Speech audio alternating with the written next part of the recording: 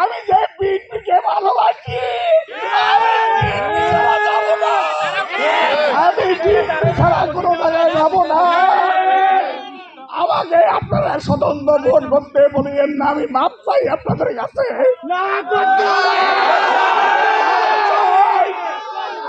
স্বতন্ত্র ভোট করতে বলিয়েন না, ভালোবাসি, আমি দলকে ভালোবাসি, ভালোবাসি, আমি দলের বাইরে থেকে রাজি না। আপনারা বসেন, আমার কথাগুলো শোনেন।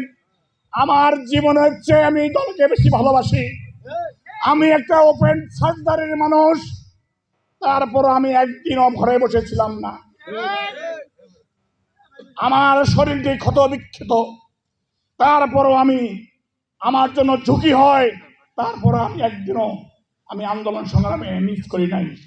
যেখানে যে আন্দোলন সংগ্রামে ডাক দিয়েছে, কেন্দ্র যখন যেটা বলেছে, জেলা যখন যেটা বলেছে, আমি আপনাদেরকে নিয়ে করেছি। কিন্তু এই দলটাকে ভালোবাসি আমি খুব, আমার জীবনের চেয়ে বেশি ভালোবাসি। আমি ওপেন সার্জারি মানুষ, তারপরে সে আমি চেয়ারম্যান নির্বাচন করেছি।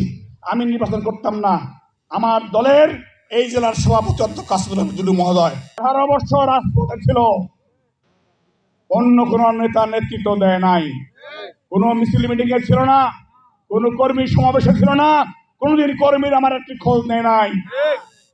কিন্তু আপনারা তাকেই নমিনেশন দিয়েছেন।